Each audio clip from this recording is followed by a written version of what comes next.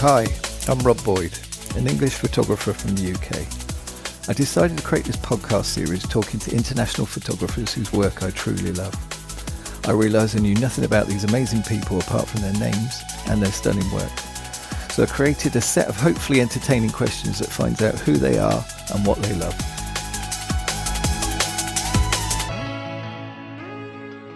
Hi Alicia, nice to see you. Nice to see you too. Thank you so much for having me on. No problem at all. So if you could start with your name and your Instagram name, that'd be amazing. Yeah, my name is Alicia Ellis. And my Instagram name is, I had to write it down to make sure I remember it, is Alicia_edits 22. Perfect. And have you got a website? I do not. No, I can't say a black because they're a pain in the bum. Yeah. And where do you live? I live in Brooklyn, New York. Nice. Yeah. And a lot of stuff, stuff for streets, especially on your doorstep. Yeah. It's very fertile ground for photography. Yeah. And where are you from originally? I grew up in Westchester County, New York, which is about an hour north of Manhattan.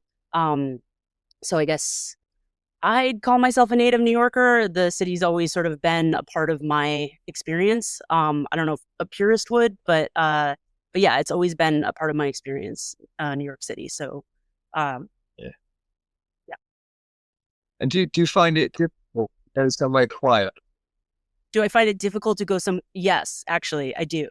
Yeah. Because most New Yorkers do. They get somewhere quiet. They can't sleep. They can't concentrate or anything. There's no noise. Yeah, I definitely have a hard time when it's like just crickets and like, there's like an anxiety that boils up in you, I think, a little bit. Yeah. What's gonna? It seems to be a common thread. Yeah. So if I visited, where would you take me to shoot? So I myself like to explore, I guess, around the 5 boroughs as much as possible. There's, I've been here my whole life and haven't seen it all. But I think the place that I go back to again and again is Coney Island.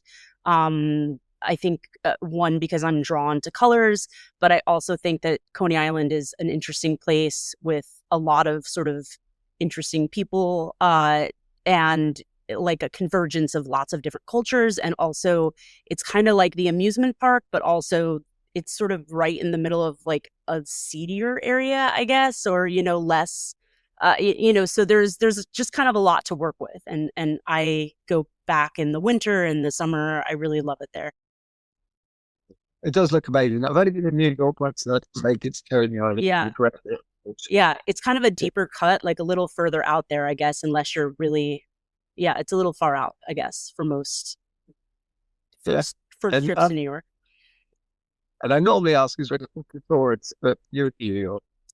Yeah, although I did think about this question and I had a hard time because, I think because I live here, I don't go to the tourist attractions that much. I was like trying to like rattle like in my head, like what museums, I would recommend or whatever, but it's true. I think but I would also say like visiting New York, it's a lot about the experience and just sort of experiencing the city and moving around and trying to not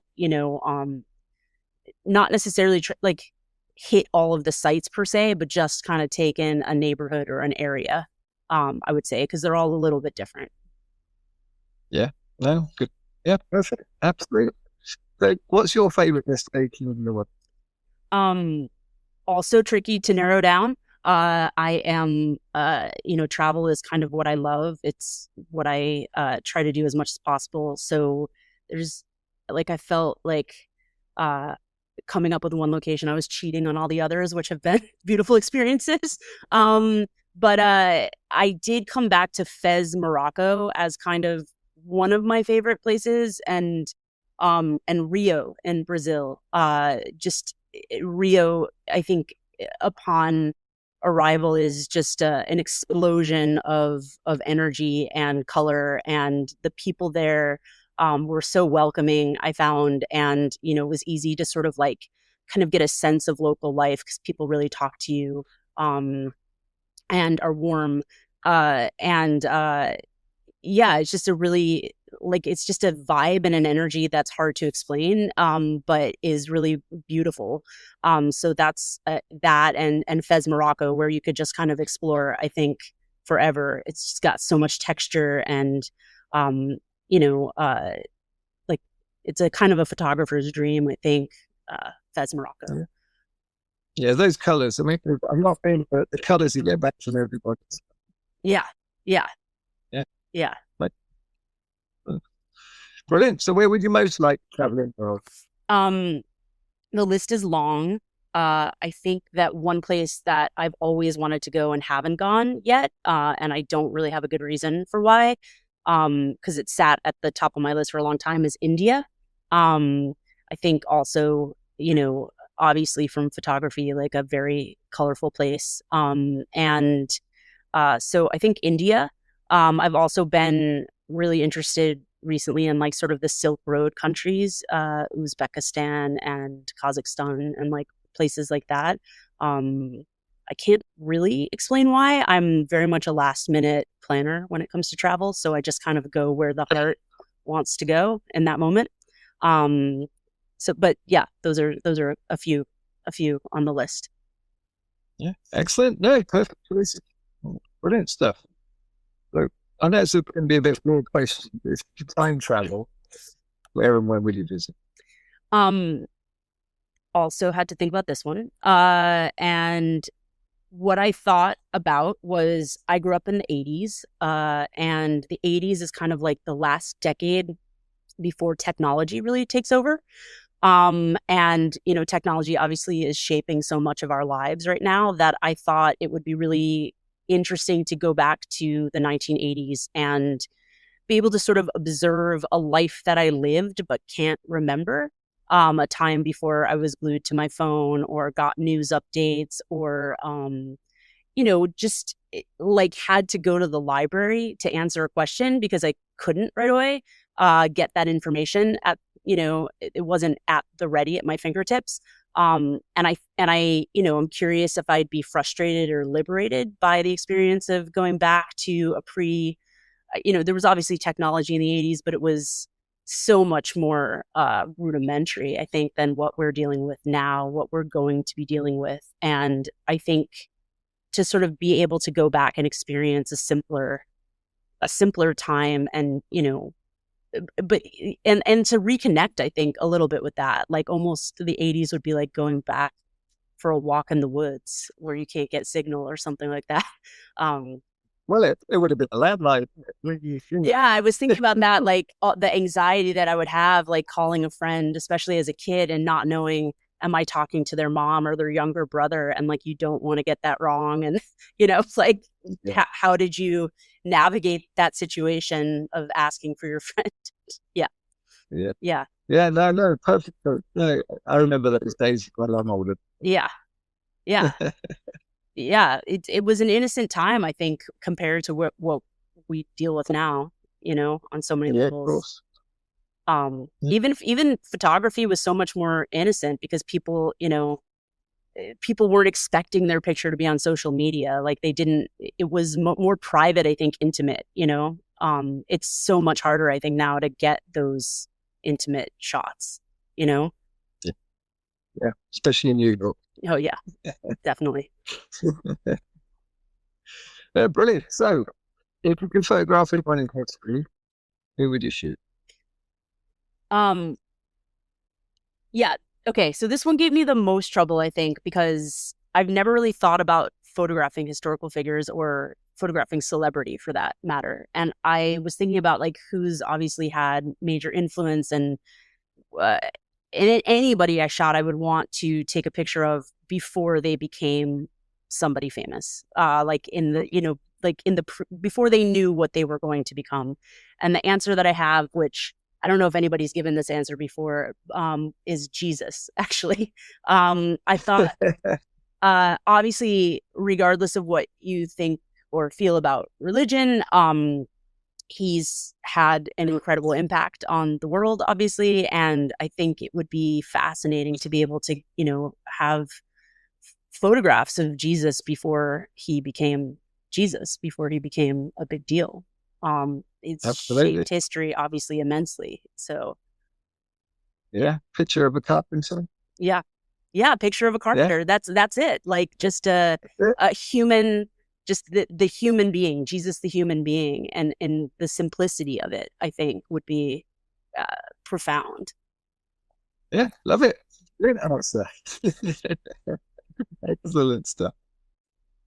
So tell me a fun fact or a story about yourself. Yeah. So as a kid, I it was compulsory in school to learn how to play a musical instrument, and I was not very good at it. I think I studied violin, I studied flute, clarinet, saxophone, piano. Like the list is kind of extensive, and I failed at each one of them. I didn't have the discipline.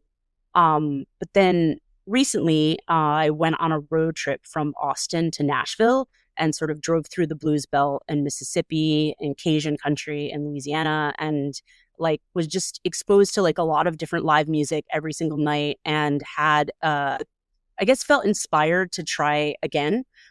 So I bought a guitar and started for like a couple months to try to teach myself guitar, and eventually got an instructor and have now stuck with guitar for the last just over a year. I've been playing for just over a year now, and I'm appreciating the journey of music. I think it's very similar to photography on a lot of levels, in that you kind of just have to get really used to going with the flow. And I can be a perfectionist at times, so it's a bit tricky. But I think it's a good creative lesson for me to try to push through the discomfort of making mistakes and embrace them. Yeah, brilliant. I guess your left hand is all the callous Yeah, I'm heart callous there. now. I'm callous now. Do you play guitar? Yeah. I did. I used to Okay. back up and forth back in the day. Okay, yeah. So I'm just reaching a point of learning bar chords, if that means anything to anybody out there. So, Yeah, yeah. yeah. So right across, stretch up finger and break. Yep. Yep. Yep. So I'm in like a new painful learning phase. My hands cramping a lot, uh but I appreciate it. I think I'm really trying to embrace the journey. It's been really fun. Yeah. No, brilliant. And the nice thing is that you can do it hours. Just trying something. You say Yeah. this for top, Yeah. you know, Yeah. Yeah. You learn and you a don't have to lot. worry about the weather. Yeah, you don't have to worry about the weather. No. Um it affects the tuning a little bit, I guess, but like not, you can work around that obviously. Yeah, Yeah. yeah. That's excellent. Brilliant. So, weird question. But what's your favorite word? My favorite word is I was I was going to say fuck because it's so multi-purpose, Sure. but I ultimately decided I'd be a bit more poetic and say ennui. Um I'm saying it with an American accent, so I think it's probably a little bit less poetic, but yeah, ennui is I think one of my favorite words. Yeah. And do you say it a lot? I don't say it a lot, but every once in a while it feels very appropriate to say it. And and I think it's a word, at least for me, that conjures up like an image right away of like what it actually is. You know what I mean? On like a human and sort of emotional level. Yeah, Yeah. absolutely. Like Yeah, it's an great. immediate And it vision. sounds great as well. Yeah. Yeah. Brilliant. So, because it's an international podcast, teach me a new word or you'll be saying it may not know. So I don't know that uh like I'm not really I can't think of like an American word that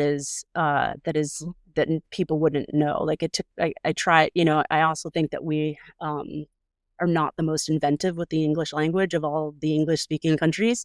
But I can give you since I'm a documentary film editor, I can give you a word that's from that world, which is Frankenbite. Do you know this word? Nope.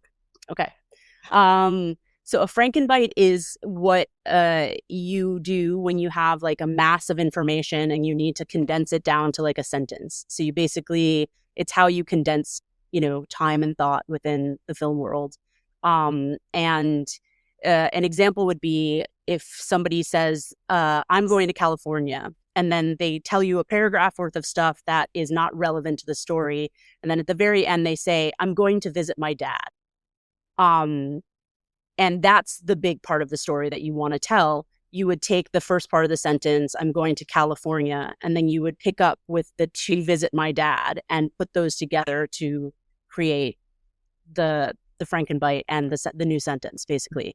So you're not doing anything that's like, you're just kind of condensing time with a Frankenbite. Yeah, I love it. That's great. I'm always learning. Yeah. Yeah. That's so cool. Yeah. So when did photography click for you?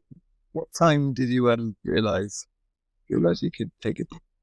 Yeah. So I was talking to my mom last night, and she mentioned that when I was maybe like 8 or 10 years old, that I had like a little blue Fisher-Price camera, and we went on a whale watch in Maine, and I guess I was the only person who actually got pictures of the whale. So she claims that's when it clicked for me.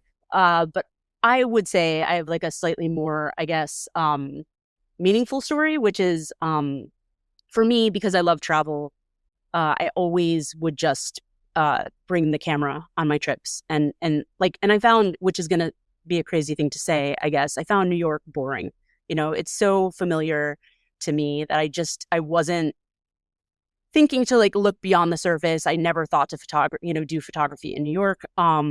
It was just the place I went to and from work. But I would take it out for trips and get like so excited to take pictures, and then ultimately come home and be a little bit disappointed in my efforts, because obviously I'm not practicing a lot. I'm not, not understanding how to look for the shot properly. Not being probably super intentional about what I was taking, on trips, because you're moving around really fast.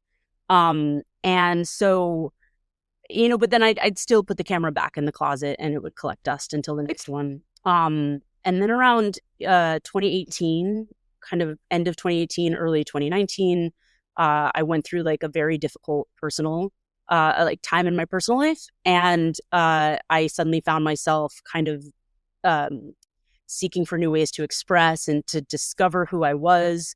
And one of the ways I thought to do that is to pick the camera up and force myself to have a little bit more discipline about taking pictures in this place that I'd always found kind of uninspired, and to figure out how to find inspiration and newness in something that was so familiar to me. And it really, it probably changed my life on a lot of levels to have to even do that. It changed kind of my thinking on who I was as a person. It changed my thinking on photography, on art in general, and really just like looking for, the fact that you can be inspired by a place that, maybe seems mundane or seems unenthralling, or you can be inspired by the shadow below a leaf on a tennis court. You know what I mean? Like, that you can look for lines and color and different ways to sort of experience your world. And that was obviously, I think, not that long before the pandemic hit. And obviously also in New York, it hit hard, and it was a very scary time. And then the camera kind of went from this like exploratory thing to maybe more of like a meditative thing for me, and a way to process that. Yeah, during the pandemic, it became kind of meditative in a way to sort of, I think, understand the world around me. And so you're layering sort of, a discovery of new expression with the camera, a discovery of kind of self with the camera, and I guess how to find newness even in something familiar. And then now, I guess, discovering kind of the camera as a way to process information and process the world. And I think, I guess, kind of realizing the power of it in that way, which is, odd as a documentary filmmaker to say that, but I think that I don't know if I kept them separate in my head or whatever. But to realize that I had that power, I guess, was a profound thing. And I guess when it clicked the most. Yeah. And the thing is one, it's therapy, one, it's entertainment. Two, like we were saying earlier, you take everything. You Yeah. take pictures of there's no subject you won't picture of. That's what I love about it. That's true. That's true. Yeah. Yeah. So it's perfect answer. Brilliant. Yeah. Uh, I mean, I feel this way in documentary too, that like if there's something that really strikes a nerve with me, that there's a chance it might strike a nerve with others.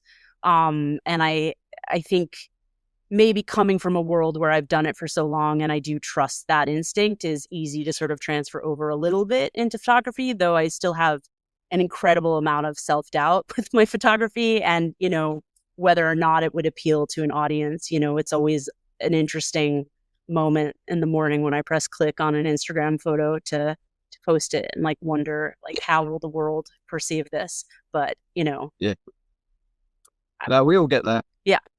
And then that's the thing. Oh, is this good enough? Yeah, I know. You just got to go with. I know. Yeah, you do have to go with your gut, I think. Yeah. So, what's your favorite 3 photos you've taken, and why you like? So my favorite 3, I'm like a hoarder of my favorite photographs. I don't know if other people do this too, but like I often don't post right away the ones that I really love. But I did recently because I knew that I would be talking to you, so I thought I'll post this one. It's one of them is I took it in Cartagena, Colombia. It's a picture of a fruit seller from behind. And if you've been to Colombia, the like fruit sellers in Cartagena are like they walk around, they're very like they smile and they are very like on, like they're performing to some extent. And you buy fruit and you take photos with them, and they're very open to having their photo taken while they're performing to some extent. But I caught a moment of a woman from behind where her body language is clearly saying that she's, kind of taking a rest, or, she's tired or having a moment to herself. And I like the idea of this person, and she's dressed in, amazing colors, and it's up against this like a very vibrant green wall that kind of, matches her outfit a lot. And I just like the body language a lot of this person who is performing all day long at rest, having a moment to herself. And I think that there's, I don't know, like it gives me an emotion, I guess. So, somebody who's used to being on, taking this moment quietly. So that's one. Another one is there's one that I took in Armenia of a couple. They are sort of sitting on this stone staircase, this amazing staircase that exists in Armenia. And they are like kind of off to the side, and it's a little bit of a darker day. It had rained that day, and there's like a fence, like a barbed wire fence that's kind of broken, and right through it you can see a Ferris wheel.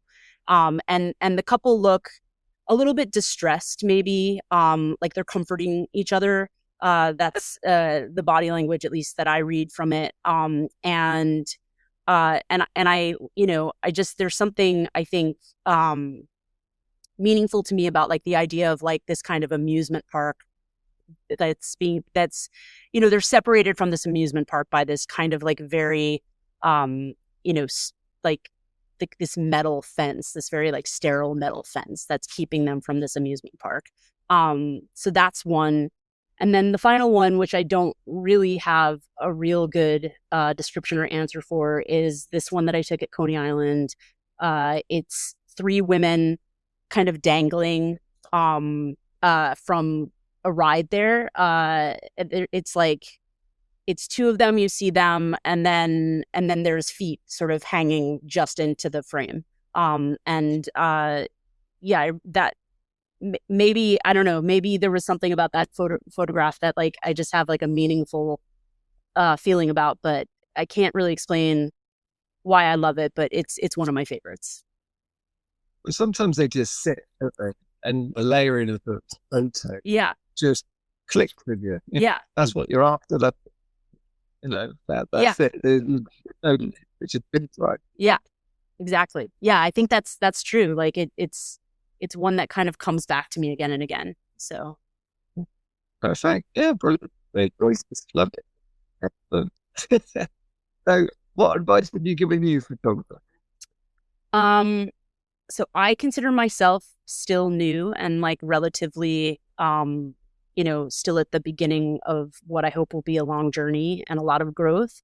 I guess I can say coming from another creative field, that advice just for all creators is to sort of embrace your mistakes and embrace the uniqueness to your vision. Don't feel like you have to, that this person's doing this kind of photography or this person's doing that kind of photography. And, even if you are inspired by and look up to them, I think to find your own self and to find your own voice is really important, and to kind of find acceptance of the way that you, as a unique human being view the world, to really come and sit with that and just, I think, appreciate it within yourself is my advice to new photographers. Yeah, perfect. No, absolutely. That's the thing. It's all a learning curve, but you need to be yourself. Yeah, 100%. Yeah. Okay. Yeah. So apart from obviously playing guitar, what have you got going forward photography wise? What you? I mean, I think a lot of what I have going forward is to take that advice that I just gave. I think thinking about working in film, again, I think that I do know myself, and I know like why something works and why it doesn't work, and how to defend a decision that I've made that like, maybe people don't fully understand. Like I can stand by it and articulate it and defend it. And I think that going forward with photography, like I obviously, I would love to sort of be immersed more in like a community and get more feedback and just continue to sort of grow and learn myself in that way to be able to defend every picture that I take to some degree, and why, and like what is interesting, or even if that's something that happens sort of differently than editing, obviously, where you get multiple chances to do something, even if you're still guided by the gut. Initially, I think with photography, like you don't get that second chance often. Same thing with music. I think you really have to get, incredibly comfortable with the idea that you're doing the best you can in the moment as you're playing, as you're photographing. And coming from an art form where I can be a perfectionist, it has been hard, I think, to learn how to embrace those mistakes. So I'm going to take the same advice that I just gave and continue trying to, get to know the camera better, get to know lighting better, and, just keep incrementally getting better and better, and trying, continuing to try different things, I'd say. Yeah, perfect. That's brilliant. But whatever you do, don't touch your tones and your colours, because they're spot on. Thank you. It's so hard to get those colours you get with the flesh tones and the normal tones and everything. They're all natural tones. Thank you so much. Thank you. Yeah, no. The thing is, don't touch that dial. Yeah. No, I appreciate that. Thank you. Yeah. Yeah, brilliant. Well, thanks for being like this. Thank you. So glad you're here. And I'm glad you. Guitars blow me away. It's great. Yeah. And it's still going brilliant. Yeah. Well, thank you for having me. And yeah, I hope that hope I didn't talk too fast and, No, perfect. Okay. Thank you so much. Brilliant. Thank you. No problem.